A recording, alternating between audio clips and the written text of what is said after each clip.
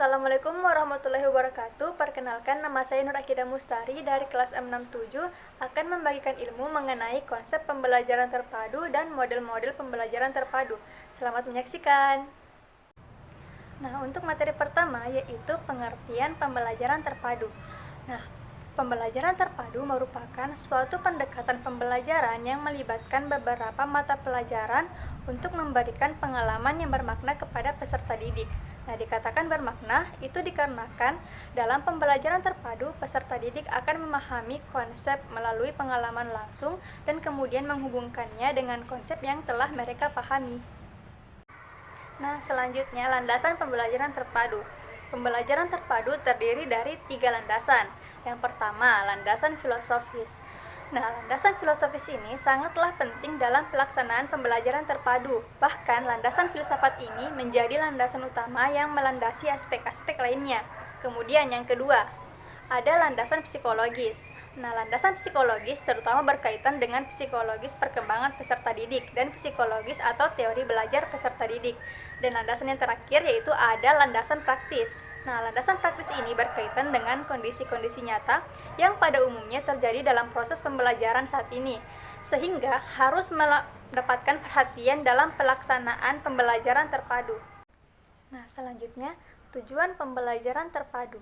Yang pertama, untuk meningkatkan pemahaman konsep yang dipelajari secara lebih bermakna. Yang kedua, untuk mengembangkan keterampilan menemukan, mengolah, dan memanfaatkan informasi. Yang ketiga, untuk menumbuh kembangkan sikap positif, kebiasaan baik, dan nilai-nilai leluhur yang diperlukan dalam kehidupan. Yang keempat, untuk menumbuh kembangkan keterampilan sosial, seperti kerjasama, toleransi, komunikasi, serta menghargai pendapat orang lain. Yang kelima, untuk meningkatkan gairah dalam belajar. Dan yang terakhir, untuk memilih kegiatan yang sesuai dengan minat dan kebutuhannya. Kemudian, manfaat pembelajaran terpadu. Nah, dengan menggabungkan berbagai mata pelajaran, akan terjadi penghematan, karena tumpang tindih materi dapat dihilangkan ataupun dikurangi. Kemudian, peserta didik dapat melihat hubungan-hubungan yang bermakna.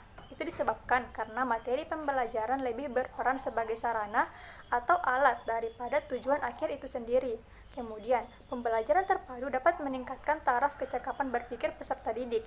Nah, itu dikarenakan peserta didik dihadapkan pada gagasan atau pemikiran yang lebih besar, lebih luas, dan lebih dalam ketika menghadapi situasi pembelajaran. Nah, sekarang kita masuk ke model-model pembelajaran terpadu. Dalam pembelajaran terpadu terdapat 10 model. Ada fragmented atau penggalan, ada connected atau keterhubungan, ada nested atau sarang, ada sequence atau urutan, ada share atau bagian, ada weaved atau jaring laba-laba, ada threaded atau galur, ada integrate atau terpadu, ada immerse atau celupan, dan yang terakhir ada networked atau jaringan. Nah, untuk model fragmented atau penggalan memiliki karakteristik seperti keterpaduan subpokok bahasan dalam satu mata pelajaran, terpisah-pisah antara satu mata pelajaran dengan pelajaran lain, dan jam pelajaran yang berbeda-beda juga. Kemudian perpaduan terbatas pada satu mata pelajaran. Yang kedua, ada model connected atau keterhubungan.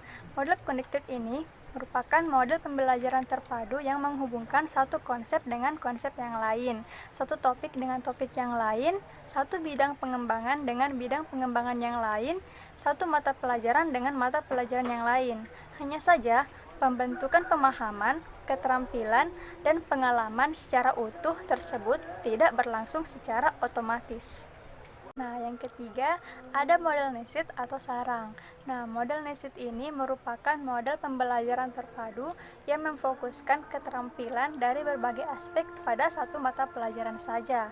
Tetapi, materi pelajaran masih ditempatkan pada satu prioritas utama, kemudian dilengkapi dengan aspek keterampilan lain. Nah, model ini dapat digunakan apabila guru memiliki tujuan selain menanamkan konsep suatu materi, tapi juga aspek keterampilan lainnya menjadi satu kesatuan. Nah, dengan menggabungkan atau merangkai kemampuan tertentu pada ketiga kecakupan tersebut, akan lebih mudah mengintegrasikan konsep-konsep dan sikap melalui aktivitas yang telah terstruktur. Yang keempat, ada model sequence atau urutan. Nah, pada model ini konsep atau materi dari berbagai mata pelajaran yang akan dipadukan disajikan dalam satu proses pembelajaran yang sama.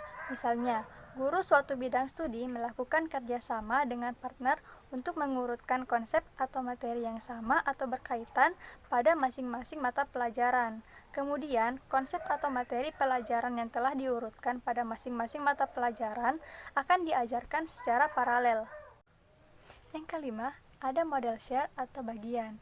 Nah, model ini memadukan dua disiplin ilmu yang memiliki konsep, sikap, dan keterampilan yang sama, serta memiliki disiplin komplementer, yang berarti antara ilmu yang satu dengan yang lainnya saling mengisi atau melengkapi. Yang keenam, ada model whip atau jaring laba-laba.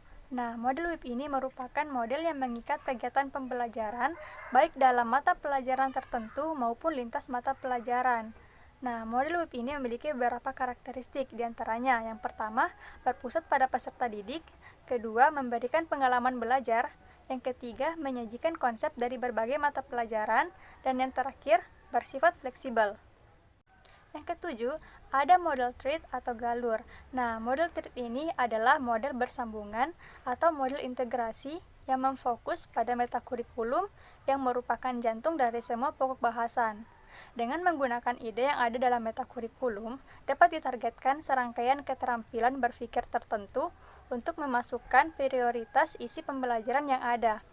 Keterampilan ini pada intinya akan dihubungkan melalui isi standar kurikulum yang ada.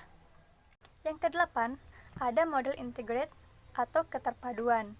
Nah, model integrate ini merupakan perpaduan dari jumlah topik atau bahan ajar yang berbeda-beda, tetapi memiliki inti yang sama dalam sebuah tema tertentu, yang kemudian dihubungkan melalui tumpang tindih dari kegiatan pembelajaran yang berasal dari topik utama.